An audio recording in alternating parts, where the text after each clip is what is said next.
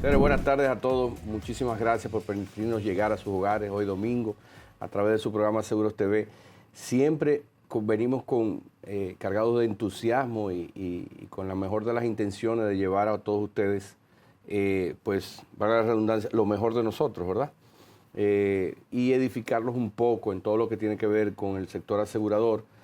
Y, como bien dijiste, Jonathan, en sentido general, esta sociedad es integral y los seguros son integrales, por eso tratamos de que ser lo más amplio posible en nuestros comentarios. Así es.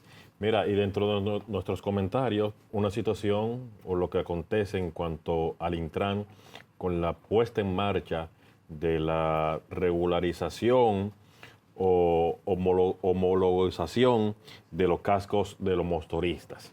Esto debe entrar en vigencia en los próximos días, ya por el tiempo que tiene, esto es de octubre de 2025, y se había establecido de unos 180 días posterior a la presentación de esta propuesta para regular los cascos protectores en los motoristas. No solamente los motoristas, están los motores, los trimotores, los four-wheel también, todo vehículo que no esté compuesto por uno, o que no tenga una cabina donde la persona, el individuo, el conductor, esté protegido, tiene la obligatoriedad de tener casco protector en ese sentido. Me llama mucho la atención, me queda todavía la pata suelta, el hecho de que todavía no sabemos cuáles son los proveedores de los cascos, dónde se venden, quiénes lo tienen homologados, cuál es el costo de estos cascos ya homologados. Esta información no la tenemos, las autoridades nos la han proporcionado, pero sí, leyendo la circular completa, el documento completo, me tomé el tiempo de leer, son 10 páginas, son pocas, vi algo interesante y es la obligatoriedad que se le aplicará a los importadores de cascos de que estos tienen que ser ya homologados, deben tener una certificación de homologación que hay de distintos países, inclusive la India, Estados Unidos, entre otros, tienen certificación de homologación y la certificación ISO. Entonces, esto me llama mucho la atención, es bastante interesante porque yo creo que así sí se hace patria. Si tú, como pasa con el tema de las músicas, los musicólogos, que le quitan la música a las autoridades, pero te permiten la importación de todo esto, entonces como Tom y Jerry, el gato y el ratón, trae lo que lo compren y después entonces yo voy y se lo quito y lo regulo y se lo prohíbo. En este caso no será así. Me imagino que conllevará un tiempo prudente para que esos cascos viejos vayan saliendo del mercado, porque obviamente esos importadores, esos repuestos que traen esas piezas de motor y demás y casco, tienen un inventario ahí que deben salir de ellos, me imagino yo, o no sé cómo van a resarcir ese daño, porque hay una inversión en muchos casos de importancia. Pero sí es válida, es buena y lo aplaudo, el hecho de que a partir de ahora, esos importadores de casco obligatoriamente deben estar certificados y homologados. Tienen para la certificación de la misma está el Instituto Dominicano de Calidad, el INDOCAL, que juega un rol importantísimo en la homologación de esto, la verificación y la autorización para que pueda ser comercializado y a la vez utilizado por los usuarios. Pero también la Dirección General de Aduanas tiene un compromiso importantísimo, una responsabilidad bastante alta en este sentido. Ellos son los responsables de expedir la autorización de importación de entrada al país. Es decir, cuando esto se salga de control, si se sale, y espero que no sea así, cuando esto pase, ustedes saben cuáles son los responsables absolutos de esto. Tenemos primero a la Dirección General de Aduanas por permitirle el ingreso de cascos no certificados, no homologados, y al Indocal si lo hizo. Entonces ya ahí tienen el escenario completo en ese sentido. Recuerden que no solamente el conductor de la motocicleta, del vehículo, debe usar el casco, sino también los pasajeros. Eso va a ser un gran debate, esperemos los días próximos, a ver cómo se va a manejar, porque los motoconchos, en el caso de los motoconchos, porque tiene su motocicleta privada, pues obviamente monta a quien quiera y le pone el casco al que se quiera montar con él. Pero el motoconcho que vive, que su negocio es llevar pasajeros y tienen que usar el casco, van a tener una gran dificultad, que entiendo que también hay soluciones para eso, y se la comento. ¿Por qué la dificultad? Primero, si yo me monto en un motoconcho, que lo puedo hacer sin problema y como lo he hecho, yo no me voy a poner un casco que se lo he puesto X cantidad de personas sin saber las condiciones que haya tenido esa persona. Si tiene un hongo en el pelo, si tienen No es un higiénico. virus que lo Sencillamente no es higiénico, pegó, eso no procede. no hay higiene, ¿verdad? Exactamente. Entonces, Siendo así, obviamente eso va a generar un debate adicional. También tengo de conocimiento que en una plaza comercial del Santo Domingo hay una máquina para esterilizar, para higienizar los cascos. Esto es interesantísimo. El costo no lo sé, pero usted mete su casco, paga, es automático, lo pone dentro con un cristal transparente, el casco se desinfecta, me imagino que con ozono o no sé con cuál otro producto.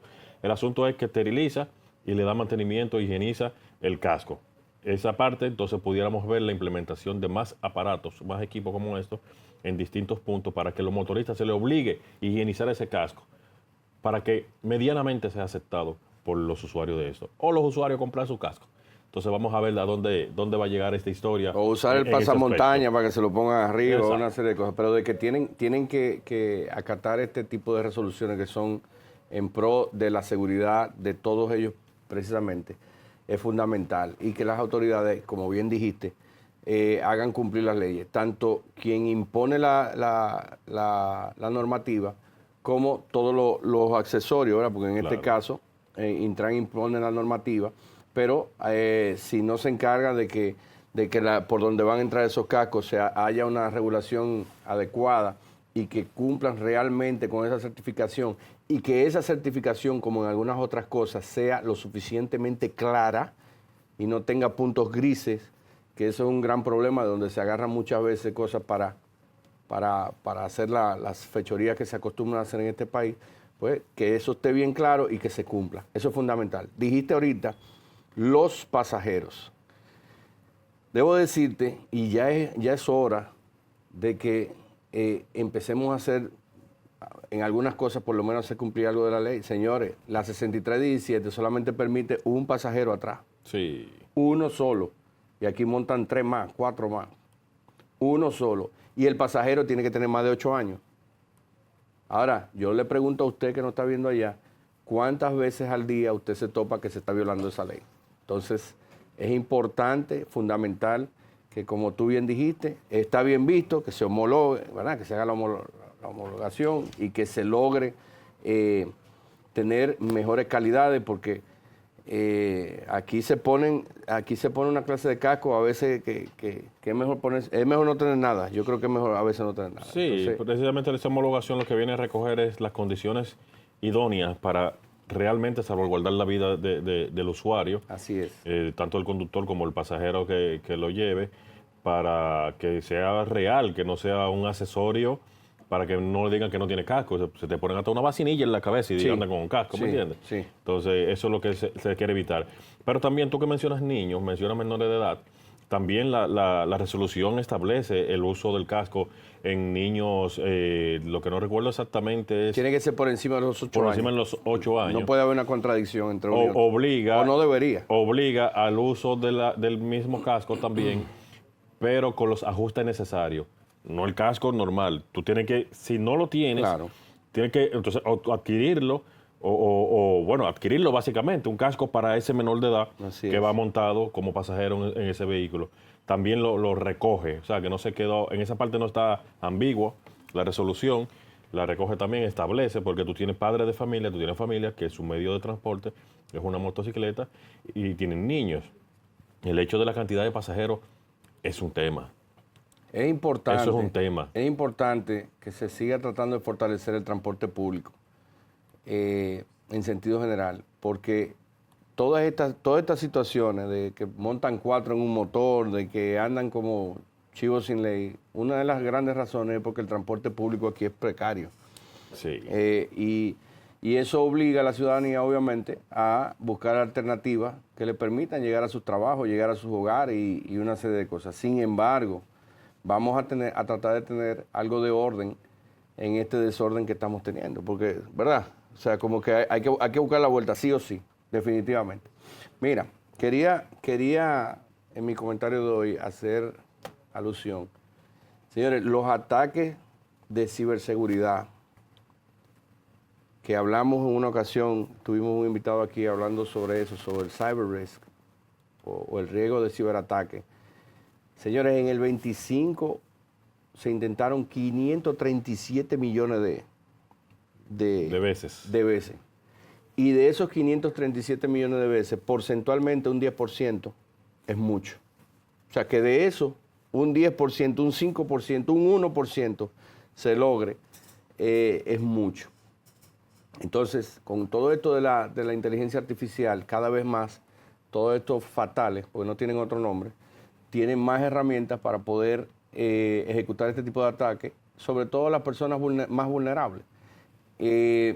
Tú sabes que si aquí todavía te venden la idea de que tú inviertes 10 pesos y te van a devolver 100 y la gente cae en eso, imagínate con todo lo que es inteligencia artificial, que te simulan las voces, los rostros, y eso por decir un solo tipo. Entonces, las empresas, es bueno que revisen las coberturas de ciberseguridad que le permitan evitar que esa data que tienen, que esas cuentas por cobrar que tienen, que muchas veces son el corazón de la empresa, porque si tú tienes una cartera con un flujo de caja y las cuentas por cobrar te la congelan con un ciberataque, fácilmente te mandan a la quiebra. Entonces, importante, cualquier información adicional que quieran sobre esto o asesoría totalmente gratis, porque esa es la idea de este programa, dar asesoría y apoyo a todos ustedes en el sector asegurador. Están los números de teléfono, con mucho gusto le podemos atender. Así es. Vámonos a la pausa y regresamos en breve. Sí, no se vayan, señores, que tenemos una invitada que les va a encantar y vamos a hablar de todo lo que es los derechos de los consumidores. No se vayan.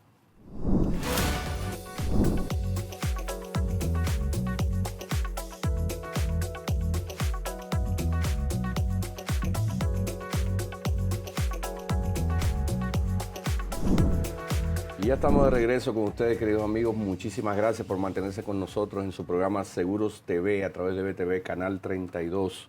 Y como dijimos, Jonathan, en el bloque anterior, tenemos una invitada que yo sé que todos ustedes van a disfrutar, porque son temas que nos atañen a todos, ¿verdad? Señores, con ustedes tenemos a la señora licenciada, porque esto es interesante, es licenciada en Derecho, periodista, comunicadora, defensora sobre todo de los derechos de nosotros, Altagracia Paulino. Bienvenida, doña Altagracia. Ay, sí, gracias por invitarme. Yo feliz de estar con ustedes. Es un verdadero placer tenerla por aquí y sobre todo para que toquemos este temita porque esto es un país sabroso. Aquí la gente no conoce no conoce sus deberes, menos sus derechos. Así es. Entonces, usted fue directora de Proconsumidor en el periodo 2009, 2016, 2015, pero actualmente preside el Observatorio Nacional de Protección al Consumidor. ONPECO, sí. Así es. Cuénteme, doña Altagracia, Bueno. ¿cómo es esta defensa de toda esta gente? Porque aquí sí hay problemas. Comenzando, pero me gustaría, perdóneme que le interrumpa, que comenzáramos desde la matriz, desde donde nace la defensa del consumidor, que en el artículo, tengo entendido que el artículo 53 de la Constitución, para darle la relevancia que tiene esto y que la gente poco utiliza y que nuestras autoridades pocos accionan, sino que reaccionan ante una denuncia. Sí, breve. Es una historia larga, pero yo voy a hacer lo más breve posible. En el 87 surge 1+1 en Telantillas. Sí. Juan Bolívar me llama. Juan Bolívar viene de México, donde existe la Procuraduría de Protección al Consumidor, que es un organismo sumamente fuerte y prestigioso en México. Y él dice, yo quiero que tú me hagas el reporte al consumidor. Y yo voy a hacer el reporte al consumidor. Yo me levantaba de madrugada, en 1+1, ya tú sabes, para ir al mercado, buscar precios. Bueno, fue todo un aprendizaje. Entonces, en el año 95, el embajador en Israel y la esposa conocían que yo tenía ya varios años haciendo el reporte al consumidor y ellos entendieron que había una beca, la Cancillería de Israel la dio y éramos 30 latinoamericanos. Yo era la única que no era abogada, yo era periodista. Entonces ellos entendían que sí, que mi rol de comunicadora, de periodista, era importante para participar en el primer curso internacional de Derecho al Consumidor. Para poder traducir a la vez que lo que establecen las normas y que la gente lo digiera y lo entienda. Que se hizo allá. Entonces allá hicimos programas de televisión, programas de radio para educar al consumidor. Hicimos muchas cosas dentro de las prácticas. Y habían 30 latinoamericanos, como te dije yo, hay una de las que estaba, que jueza del Tribunal Constitucional de Chile hoy día. Uy, era de alto nivel. Sí. Entonces, esa que estoy hablando, esa abogada hace una exposición de lo que pasaba en Chile. Ella decía, bueno, después de la Iglesia Católica, el organismo más creíble de Chile es el CERNA, que viene siendo Proconsumidor. Lo que es Proconsumidor aquí es el CERNA en Qué Chile. bien. Entonces ella decía que en esos momentos estaban litigando por las cláusulas abusivas de los contratos de adhesión.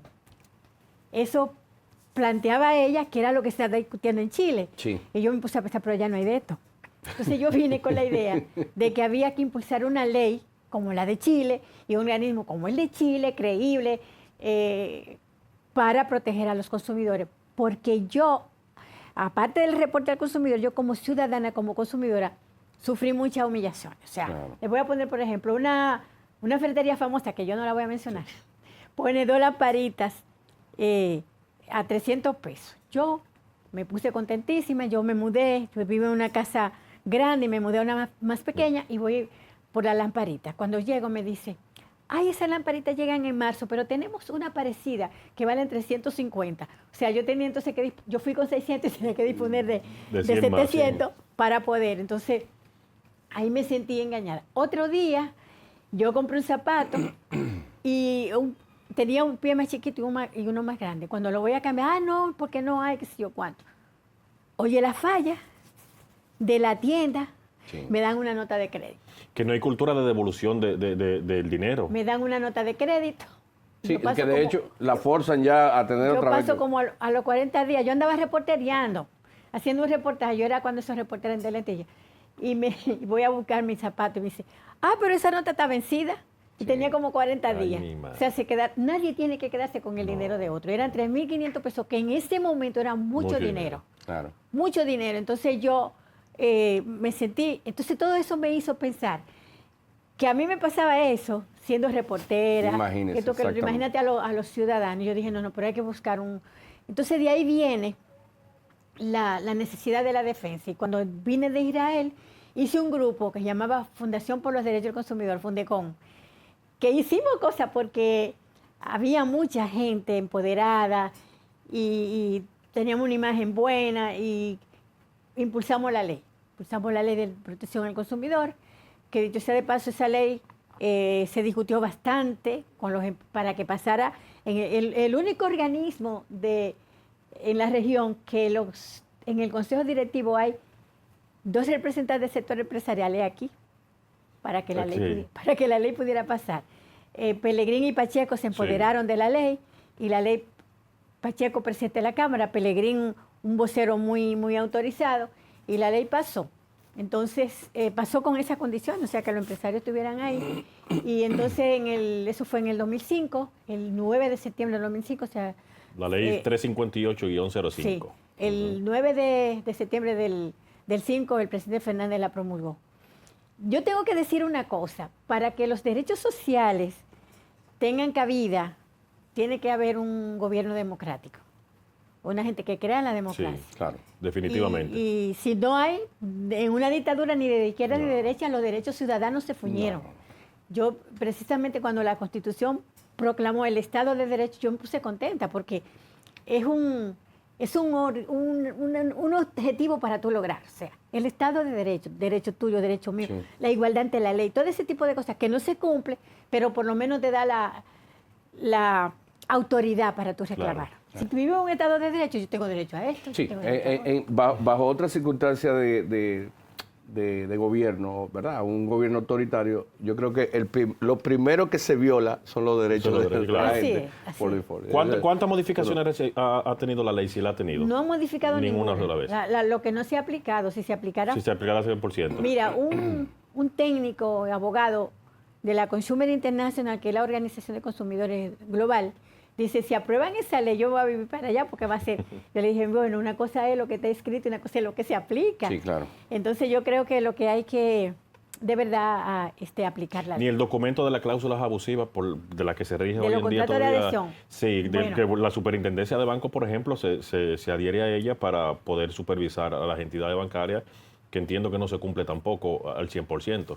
Bueno, eso fue un caso con el que yo me enfrenté, porque las instituciones de intermediación financiera, o sea, los bancos, se entendían que tenían una doble regulación. una doble regulación y que no debía ser, que esto, que lo otro. Pero ¿qué pasa? Que la ley 35805 fue posterior a la ley a la ley de la Junta Monetaria, o sea, que es la que les regula eso, pero una ley posterior. Entonces lo que llegamos fue, yo no sé si ustedes recuerdan en el 11 que fue una lucha grande, o sea, fue una confrontación fuerte. Entonces lo que se acordó fue que la Superintendencia de Bancos va a hacer su revisión y que esos contratos, porque la ley dice en el artículo 81 que los contratos deben ser revisados por el director o directora de Proconsumidor. Claro.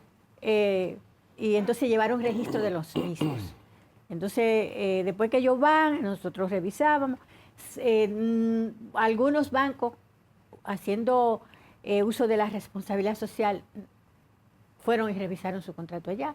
Le eliminamos cláusula. Nosotros contratamos a vino casi de colaborador, del CERNA de Chile, un abogado experto en eso. Y hubo un banco que nada más tenía una cláusula válida. Una. Después todas eran abusivas, según los términos. Entonces la ley establece en el artículo 83 cuáles son las cláusulas abusivas, la identifica. Y el único organismo oficial que tiene la potestad de eliminarla es Proconsumidor. Proconsumidor en su rol de fiscalizador. Entiendo yo, no debe ser proactivo y no pasivo como se ve hoy en día. Se ven contratos con cláusulas abusivas y si el usuario, que generalmente en base al desconocimiento no actúa, no hace la denuncia, pues simplemente la asume, la reconoce y paga hasta de más por productos o servicios. Y Proconsumidor está ahí, que debe velar porque esto no suceda. Entonces, ¿cómo funciona? ¿Se activa obligatoriamente por una denuncia o tiene la facultad para accionar libremente? Mira, con relación a los contratos, que es lo que yo estoy hablando, tienen la potestad libremente. Todos los contratos de adhesión, que son los contratos a los que tú te adhieres, sin tener la posibilidad de cambiar una cláusula, porque después que tú lo firmes ya tú no puedes cambiar nada, son los contratos de la luz, del agua, del teléfono, lo de la tarjeta de crédito, todo eso. Esos contratos de adhesión, el único que puede cambiar algo es Proconsumidor, de acuerdo a la ley 35805, que dicho sea de paso, como bien en el 2010, en la Constitución del 2010, que es una constitución bastante democrática, está contemplado en el artículo 53 la protección de los consumidores. Precisamente, los abusos debe ser resarcido. Ahí dice muchas cosas, como dicen todas las leyes, muchas letras, muchas cosas. Debe decirle que yo estudié Derecho, después que fui a Israel en el 95. Pues terminó estudiando Derecho como quiere. Sí, para defender Derecho. O sea, para yo poder defender... Para poder entender la ley. Yo estudié Derecho y además me preparé más. Yo hice una maestría en Derecho Internacional Público, hice una maestría en Derecho Administrativo del Estado y estoy haciendo un doctorado en Salamanca. O sea, sigo haciéndolo porque yo tengo que tener las herramientas para poder hacer una buena defensa de los consumidores. Yo tengo más de la mitad de mi vida en estas cosas. Me siento bien, siento pasión por lo que hago. Si no lo sintiera, no estuviera No, se le nota, sin lugar a dudas. Ahora, yo le pregunto, doña Altagracia, al día de hoy, porque el problema en este país es que tenemos leyes, pero la aplicación es donde estriba el gran problema. Entonces, tenemos leyes de movilidad de tránsito que no se cumplen. Tenemos leyes de seguridad social que la que menos se cumple. Que son las que menos se cumplen. Que quiero hablar ahorita con usted sobre eso, de que también la Constitución establece, creo que en los artículos 60 y algo, establece la obligación de proporcionar seguridad social, ¿verdad? De salud a la gente. Y también eso es un berenjenal. Entonces, ¿usted siente que al día de hoy, toda esta lucha titánica, o sea, yo puedo realmente tener un apoyo sólido de Proconsumidor? O sea, tengo una situación y voy. Porque yo en la calle, en el populacho, oigo mucha gente que dice, no, yo no voy a perder mi tiempo.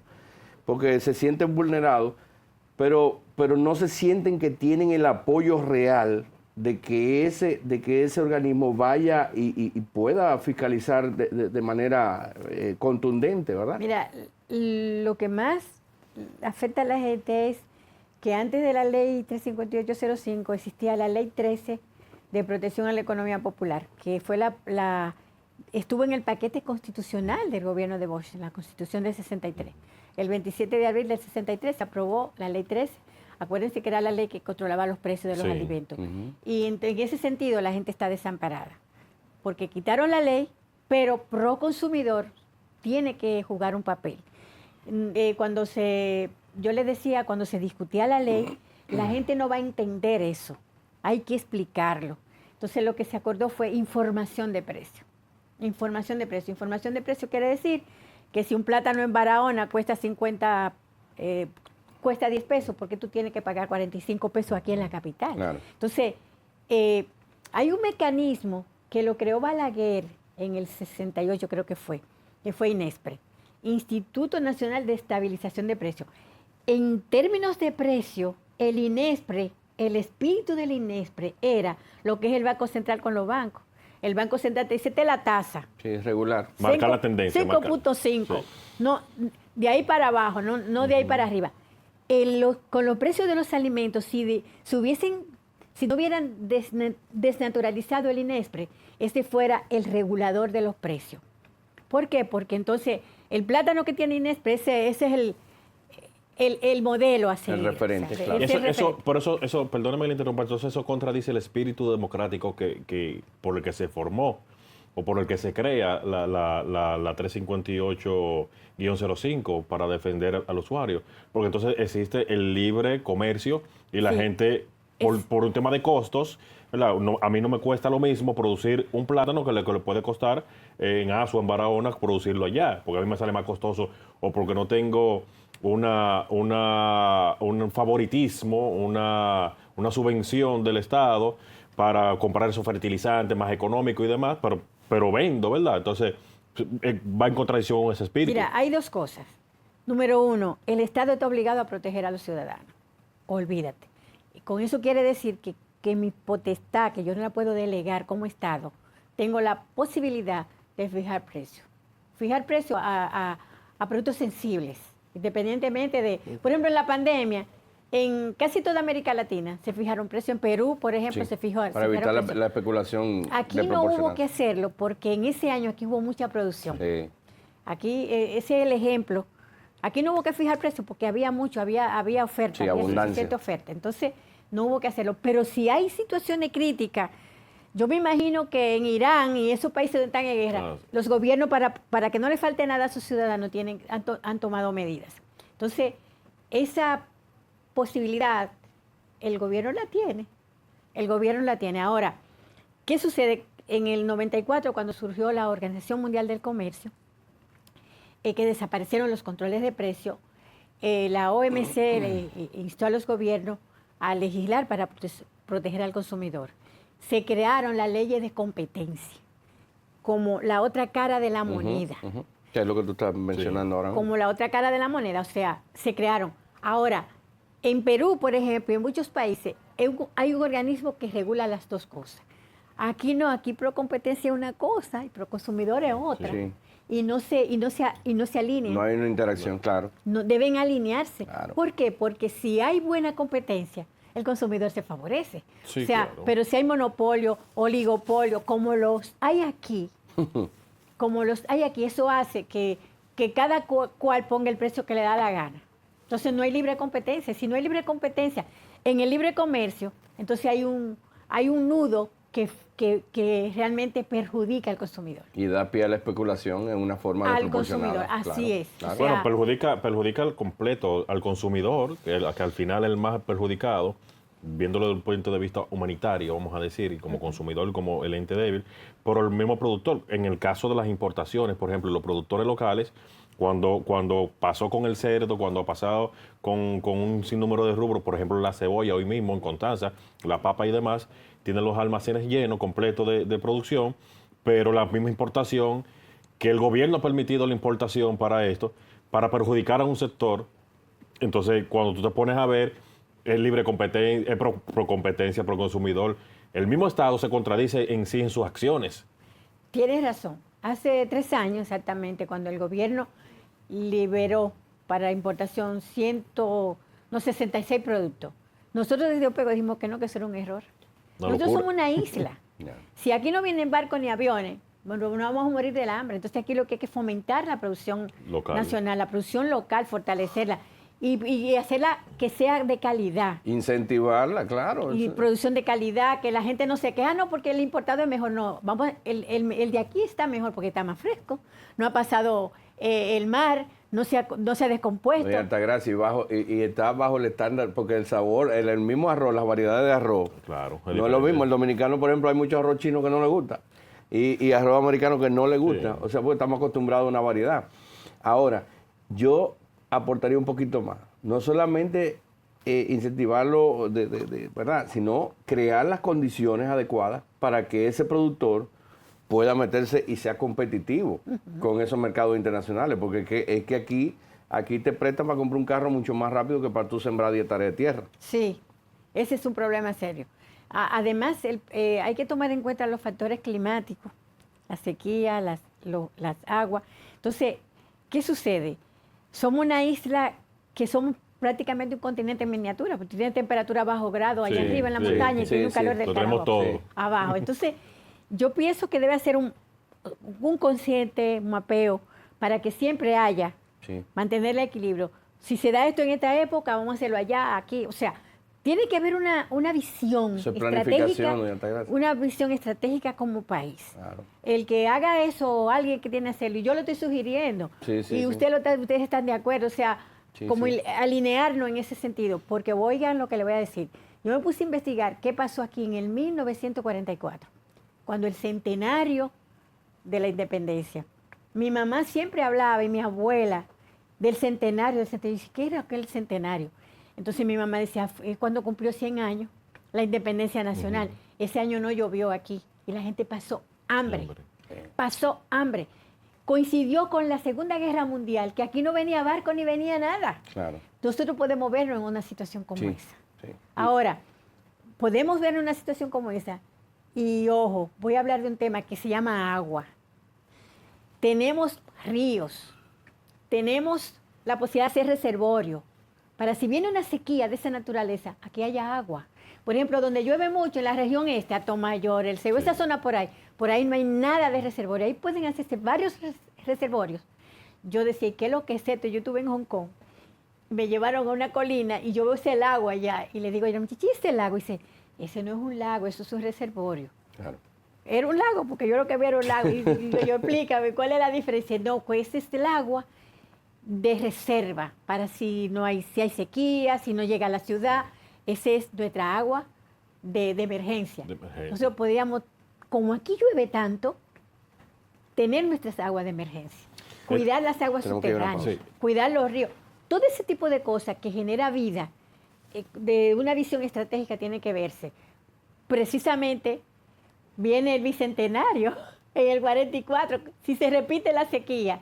O sea, yo entiendo que para eso también debe haber una visión estratégica. Debe haber una visión. Lo más reciente, usted habla del centenario, pero yo creo que lo más reciente que nos pasa como sociedad y que nos pasó al mundo completo es la misma pandemia. La pandemia debió ponernos en una posición de prevención, que es la cultura que precisamente nosotros desde esta tribuna pretendemos llevarle al ciudadano. Tener una mente preventiva, un concepto, un criterio preventivo, no reactivo.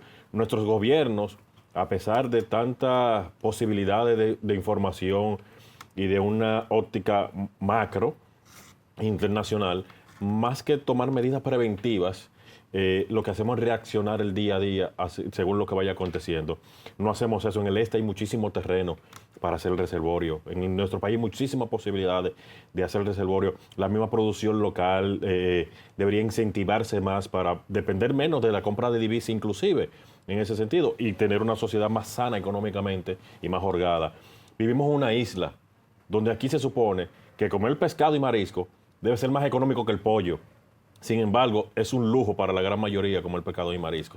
Entonces, si no incentivamos desde nuestras cabezas, de los que nos dirigen, para llevar una tendencia a esto con continuidad de Estado, no por el criterio de uno o de otro, sino que sea la regla universal del país como tal, hacia donde vamos, desafortunadamente seguiremos en la posición en la que estamos como sociedad y en las constantes quejas de cada ciudadano en lo que debe ser y no es. Yo quería comentar sobre el artículo 60 de la Constitución y el tema de la seguridad social. Y ya que usted está en el observatorio y se le nota en lo que dice, la pasión que siente por ayudar a que este país sea mejor, ¿qué vamos a hacer con la seguridad social y las carencias que hay tan grandes? Pues yo le puedo decir, por ejemplo, en estos días, para no hablarle de cosas muy lejos, en estos días había una señora que tenía un mes con una fractura, necesitaba una placa que había que buscar, qué sé yo, qué yo cuánto. SENASA en este caso no aprobaba, al final hubo que buscar por otro lado y conseguir la Entonces, ¿a dónde es que vamos a ir a quejarnos? Porque es un derecho constitucional. Sí, como dicen la gente de la Seguridad Social Digna, ni es segura ni es social. Así es. Ninguna de las dos. Entonces, hay lo siguiente con respecto a eso. Nos hicimos la ilusión de que todo el mundo iba a ejercer el derecho a la salud, que es un derecho fundamental. Sí. Precisamente los derechos del consumidor son derechos de tercera generación en la escala de los derechos, derecho a la vida, el derecho económico, derecho del consumidor. O sea, entonces, el tema de la Ley de Seguridad Social nos hicimos mucha ilusión. ¿Qué sucede? Que ahora, después que pasa todo, después de 25 años, uno se da cuenta de que nos tomaron de tontos útiles. O sea, el sector financiero dijo, por aquí hay dinero, por aquí hay dinero. Sí. Yo recuerdo a mi hijo mayor, el primer trabajo de él fue ubicar en Los Prados toda la gente que estaba trabajando y que podía ser un potencial facilitador de las AFP. Se le vendió la AFP primero. O sea, el sistema de ahorro. Sí. A partir Captación de fondos. Así, ese fue el primer trabajito que le tuvo, peinó los prados, los praditos, esta zona por aquí. Y entonces el sector financiero fue que se lucró. O sea, en vez de ser un sistema social, es un sistema de lucro. Yo recuerdo el discurso de Juan Bosch, de todo lo que vinieron después de la dictadura, que era Peña Gómez, justicia social. Yo vi en esa ley, cuando yo no la entendía, ¡wow! Por fin la justicia social. Entonces, viendo todo lo que ha pasado, cómo se ha apoyado el sector financiero y ha tomado las riendas, y cómo la gente queda desamparada. Sí. Cómo la gente queda desamparada. Esa ley hay que modificarla. Pero voy a decir lo siguiente. Hay una propuesta que de ley de modificación que le está discutiendo el gobierno ahora. Y yo digo, y lo repito y lo reitero, si esa propuesta de ley no toma como línea de base la propuesta de ley que tiene la Fundación Comunidad Seguridad Social Digna, que dirige Matías, estamos un grupo de sociedad civil, OPECO forma parte de ella, nosotros estamos ahí. Si no toma como línea de base el proyecto ese, eso no va para ninguna parte. ¿Por qué? Porque entonces va a estar en manos de lo mismo. Mire, con el sistema de pensión, yo tengo una indignación muy grande por muchas cosas que han pasado. Yo creo que todo el que ha pasado por el Estado, que ha dejado el forro, tiene derecho a una pensión. Yo conozco un caso, el primer director de pensiones le dio un derrame cerebral en junio del año pasado. Le faltaban 7 meses para cumplir 20 años en la administración pública, 7 meses. Y yo fui desde el consultor jurídico para que lo ayudaran a una pensión. Y él se quedó vivo, respirando, esperando esa pensión. Él se murió. Se murió el 28 de marzo. Sin conseguirla. Sin conseguir la pensión, y le dan a Nini Cáfaro 160,000 pesos solamente por cantar bonito. Por el bulto. Por el bulto, así Por el mismo. bulto. Sí. Y es infeliz con tres niños huérfanos Y casi 20 años de servicio. y casi 20 años de Le servicio. pasó lo mismo a doña Tata Bautista. No Le pasó puede lo ser, mismo. No puede Recibiendo ser. ayuda. Terminó esa señora. Después de dirigir los ministerios más importantes de educación y demás en los Eso es gobiernos de Balaguer. indignante. Terminó así. Por decirlo menos. No. Es que no hay continuidad. O sea, eso no debe ser. Entonces, hemos propuesto una propuesta de ley donde el plan no debe ser la individual, sino colectivo. O sea, el Estado asuma el control de eso, porque no le deje el dinero al sector privado, porque ya se ha demostrado, Claro.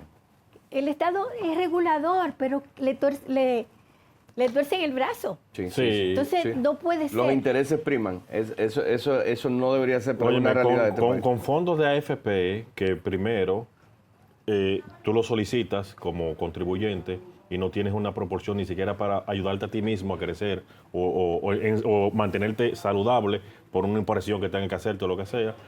Pero esos empresarios que manejan esto se prestan a tasa blanda ese mismo dinero, Sí, claro. entre ellos, Eso es miles de una- millones de pesos. Eso Esa es la colocación que hace. Sí, Eso no puede seguir siendo así. con el dinero de cada ciudadano, cada contribuyente, Eso no puede seguir que no siendo tiene así. acceso. Pero además de eso, la injusticia que hay, tú ganas 150,000 pesos, te vas a la AFP que te toca y te sale una pensión. Yo tengo una amiga que ganaba eso y le salieran 14,000 pesos. Tu dignidad, Sí, sí, que sí. estaba parada con 150, bajar a 14, que no 14. te dan ni para los medicamentos. No. Eso es una barbaridad. Pero aparte de eso, yo tengo otra amiga que ella consumió ya, le dio un cáncer después de que ella... Sí. Y ya consumió, ya no tiene dinero. Los 2 millones se le agotaron. Porque ya ella consumió todo. Mi hermana le pasó lo mismo recientemente. Consumió todo. La pensión debe ser de por vida, mientras tú vivas.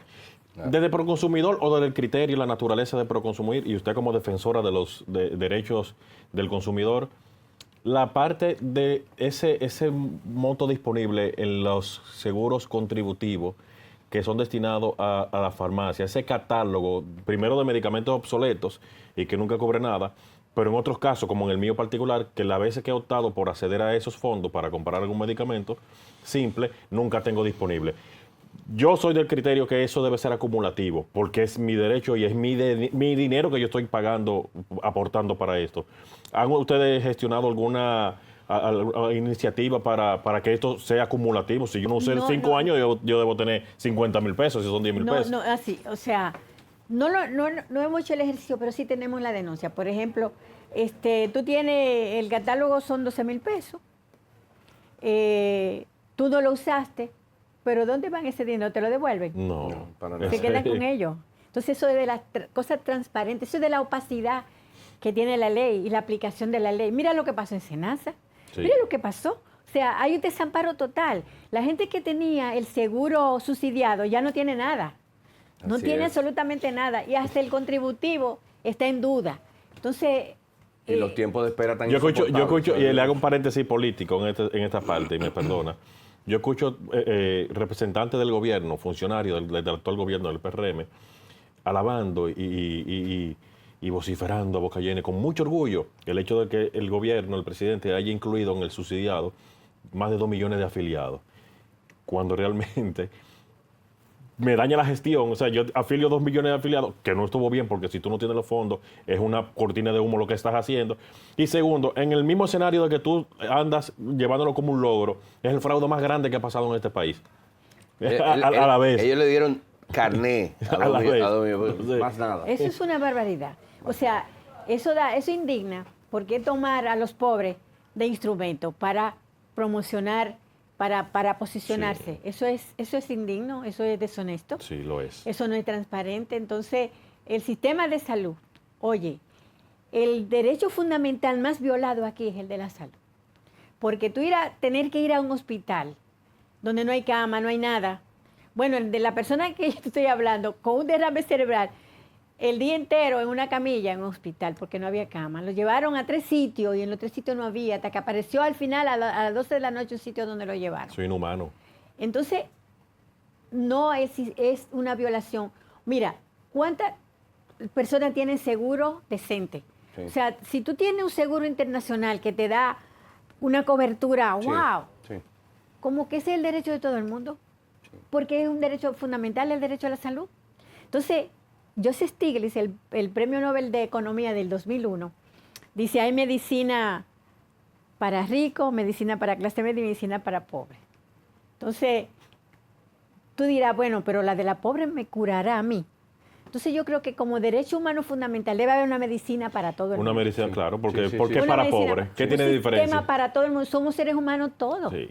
Pero es O que sea, cuando usted dijo, por ejemplo, que la persona que le dio el ACV lo llevaron a 3 centros y era en una camilla, yo me puse a pensar que en ese tiempo que transcurrió, el daño que ese ACV ocasionó él, daño irreversible, porque, bueno, hasta murió. porque, sí, porque en ese tipo de accidentes cerebrovasculares, el tiempo de respuesta es fundamental para la recuperación del paciente. Así es. Para bien recuperarse o para bien terminar muriendo. Y en este caso, desafortunadamente falleció, pero hay otros que lo soportan, terminan soportándolo y terminan siendo una carga para el mismo Estado, para la familia. O sea, es que todo se vuelve como una bola de nieve. O sea, tú no garantizas lo que constitucionalmente debe garantizar a la población y después tienes que enfrentar de manera precaria todas las secuelas de ese tipo de cosas. Yo te voy a decir una cosa, aquí ese va a ser es un desafío, el cumplimiento con el derecho a la salud. El sistema hospitalario. El sistema hospitalario, escúcheme, no hay problema. Es que yo me emociono y me da deseo de llorar cuando veo esta cosa. O sea, el sistema hospitalario es muy precario, o sea, no es digno. Yo creo que la gente tiene derecho a, si se enferma, a tener cierto nivel de dignidad, Sí, tener medicina adecuada, atención adecuada, hasta la solidaridad, hasta la empatía del personal que te está cuidando. Claro. Todo eso tiene que primar para tú sentirte que estás ejerciendo tu derecho a la salud. Y es el derecho más vulnerado en este país. El acceso a la medicina de alto costo. Aquí vemos a todos los funcionarios en jipetas de alta gama. Eso iba a decir, tanto que se gasta en publicidad, de 8 cilindros. Exoneraciones. Exoneraciones. Y cuando vamos a optar o a solicitar un medicamento de alto costo, primero tenemos que inscribirnos en una lista, esperar si no te mueres en el camino. Pedirle a Dios y empezar a buscar quién tú tienes que te pueda ayudar. Exacto, llegar a conseguir eso. Entonces, para que te ingresen, tú tienes que tener un enllave. Sí, si no. Si tú no tienes un enllave en algún sitio, te embromaste. O sea, la gente que no tiene a nadie se embromó. Eso es penoso decirlo porque yo recuerdo que antes, y cuando existía el guacalito, que se hacían diligencia, el famoso término los bucones, era precisamente buscando esa relación que pudiera resolver. Eso se eliminó en esta sociedad. Aquí nuestra juventud no conoce lo que es un buscón en la calle. No. Esos jóvenes de 20 años hoy en día no conocen lo que es un buscón en la calle, pagarle a una persona para que me haga un servicio. Y volvemos a lo mismo, porque nada funciona. Sí, pero como están las instituciones, lo van a conocer, lo están conociendo. No, lo están conociendo de nuevo. Lo están conociendo de nuevo. Eso hace mucho Entonces, que es una involución total. Se erradicó y volvemos a lo mismo. Entonces, son sentimientos encontrados muy tristes en ese sentido y vulnerando nueva vez el derecho del consumidor a un servicio digno, a un servicio eficiente, de calidad, de lo esencial de lo que vivimos el día a día. Sacar una cédula, sacar un pasaporte, ir a un hospital y recibir el servicio de manera natural, con buena medicina, con buenos equipos, con médicos bien pagos para que puedan atender con emoción y con gusto. Entonces todo eso se ha perdido y de verdad que no tenemos, por lo menos a corto plazo no se ve que eso vaya a mejorar. Pero hay que luchar por eso. Yo creo que yo estoy viva para eso. O sea, y ustedes, Mire, o sea, hacer coro con esas cosas porque, oye, tú hablabas ahorita de la prevención. O sea, hay en derecho y en ciencia también lo que se llama el principio de precaución, el principio precautorio. Sí. O sea, tú no reaccionar, sino tú prever. Claro. Y yo le decía, bueno, tú haces un plan estratégico de como país, ese plan no se te da, pero tú tienes un plan B. Si pasa esto, ¿qué yo hago? O sea, pero no improvisar en la marcha. Y continuidad de Estado, doña Altagracia, continuidad de Estado, que aquí eso es un gran tema. Mire, desafortunadamente ya tenemos que irnos. El tiempo usted sabe mejor que nosotros, que cuando los temas son tan interesantes y tenemos una invitada de este nivel, se va volando. Déjeme decirle que yo estoy seguro que Jonathan va a estar de acuerdo. Este es su medio para que ayudemos. Esa es la naturaleza de este programa, tratar de ayudar a todas esas personas que se sienten en un estado de indefensión completo, que no saben a quién acudir, y ese ciudadano de a pie que muchas veces paga las consecuencias de los malos manejos de nuestras autoridades y de ser violado de lo que son sus derechos fundamentales, tengan por lo menos donde hacer algún tipo de llamado, algún tipo de queja. Entonces, este es un medio. Muchísimas gracias por haber estado con nosotros. Espero tenerla. Yo quería preguntarle que habláramos de todo esto de los seguros y los tiempos de espera de los talleres, porque eso es otra. O sea, tú pagas a la empresa privada, tú le pagas por un seguro. No, primero compras un vehículo, que es costoso. Un seguro full.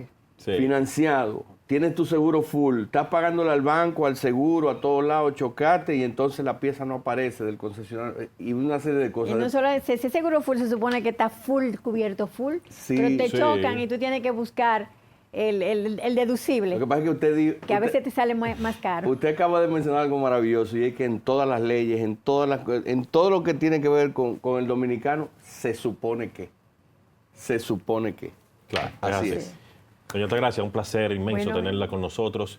Como decía Hamlet, este es su espacio cuando usted necesite. Tiene que venir de nuevo porque Sí, sí. quedaron un sinnúmero de temas que tocar Sí. para beneficio de la sociedad que nos sintoniza, que nos ve y para nosotros mismos aprender también. No, es un lujo, gente. es un Claro, lujo tener un ese placer tipo de inmenso. Gracias. A ustedes, gracias por estar con nosotros, por acompañarnos el día de hoy con esta entrevista. Esperamos que la disfruten. Feliz domingo para todos.